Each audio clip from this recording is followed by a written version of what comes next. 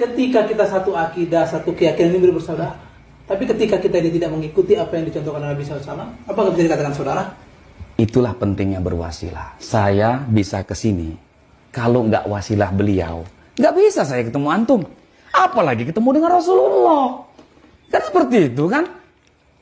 Bener nggak? Ayo coba ngomong ya. Pokoknya tidak. Nanti dulu, sabar.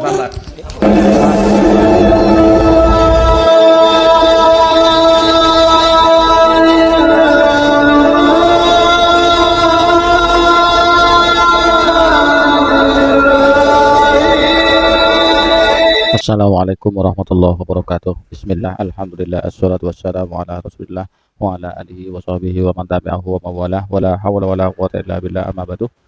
Sahabat Cahayati yang dirahmati oleh Allah, alhamdulillah kesempatan kali ini kita jumpa lagi di channel YouTube kebanggaan kami, Cahayati 80. Mudah-mudahan kita senantiasa mendapatkan taufik dan hidayahnya, mendapatkan ridho dan inayahnya, dan mendapatkan limpahan rahmat dan nikmatnya, dimudahkan segala urusannya serta dikabulkan hajatnya. Amin ya rabbal alamin.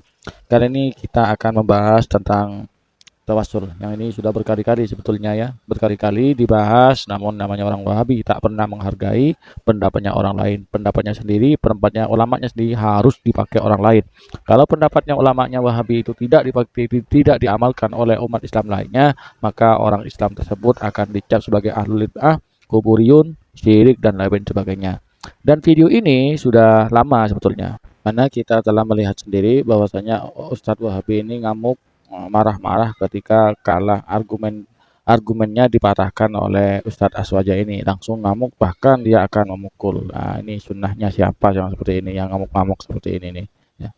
Jadi kalau Wahabi itu ya, tidak mau bertawassul tapi tidak menyalahkan orang yang bertawassul, tidak masalah. Yang bikin masalah mereka sudah tidak mau menolak tawassul tapi melarang orang lain yang tidak sependapat dengannya itu melarang untuk juga bertawassul. Bahkan lebih parahnya dihukumi musyrik, dan lebih musyrik dari orang kafir yang pada zaman Nabi dahulu. Ini parahnya orang Wahabi ya, mengklaim kebenaran hanya berada di pihaknya.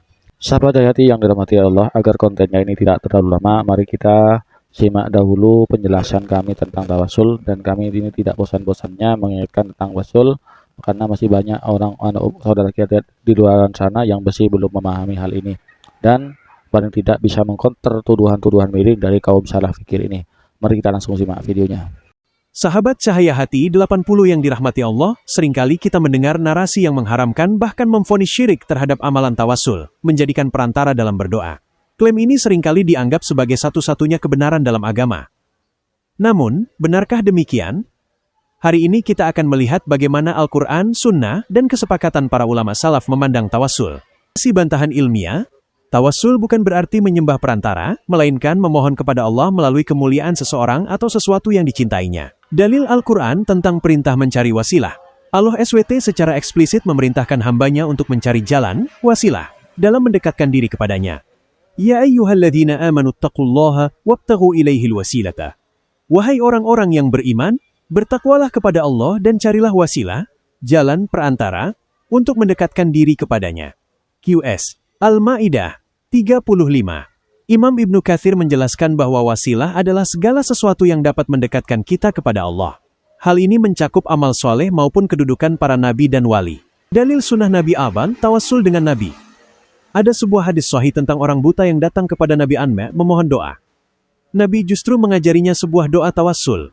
Allahumma inni as'aluka wa atawajjahu ilaika binabiyyika Muhammadin nabiyyir rahmati. Ya Allah, sesungguhnya aku memohon kepadamu dan aku menghadap kepadamu melalui Nabi-Mu Muhammad, Nabi pembawa rahmat. Hari, Tirmidzi dan Ahmad. Disahihkan oleh banyak ulama. Hadis ini adalah bukti kuat bahwa Nabi Antur sendiri yang mengajarkan umatnya untuk bertawassul melalui kedudukan beliau. Dapat ulama salafus soleh, jauh sebelum munculnya faham yang mengharamkan tawassul, para imam mazhab telah membolehkannya. 1. Imam Syafi'i. Beliau sering bertawassul kepada Ahlul Bait Nabi. Dalam bait syairnya beliau berkata, Ahlun Nabi dhari'ati, hum ilaihi wasilati. Keluarga Nabi adalah perantaraku. Mereka adalah wasilahku menuju Allah. 2. Imam Ahmad bin Hanbal. Diriwayatkan dalam kitab Al-Mansak milik Imam Al-Marruzi, murid Imam Ahmad, bahwa Imam Ahmad membolehkan tawassul melalui Nabi Ali dalam doa tertentu. Bahkan dalam kitab Syiar A'lam An-Nubala, tercatat banyak ulama salaf yang bertawassul di makam orang soleh sebagai tempat yang mustajab. Umar bin Khattab R.A. Saat terjadi kekeringan, Sayyidina Umar bertawassul melalui paman Nabi, Abbas bin Abdul Muttalib R.A.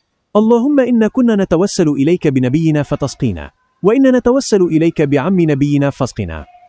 Ya Allah, dahulu kami bertawassul kepadamu dengan Nabi kami, lalu engkau turunkan hujan. Sekarang kami bertawassul kepadamu dengan paman Nabi kami, maka turunkanlah hujan kepada kami. Hari, Bukhari.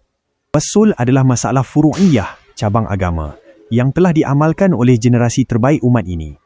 Menyamakan tawassul dengan syirik kaum musyrikin adalah kekeliruan besar. Kaum musyrikin menyembah berhala sebagai Tuhan, sedangkan mukmin yang bertawassul tetap meyakini bahawa hanya Allah yang memberi manfaat dan mudarat, fala, sedangkan para nabi dan wali hanyalah perantara yang dimuliakan Allah. Jangan mudah terhasut oleh lisan yang gemar mengkafirkan sesama muslim, tanpa memahami keluasan ilmu para ulama terdahulu. Demikianlah konten yang kami persembahkan pada kesempatan kali ini. Mudah-mudahan saudara kita Salafi Wahabi ini oleh Allah disadarkan sehingga bisa saling menghormati, bisa saling menghargai, tidak mudah menyalah-nyalahkan amalia orang lain, lebih pada introspeksi diri. Kurang lebihnya mohon maaf. Hadanallahu wa yakum. Wassalamualaikum warahmatullahi wabarakatuh.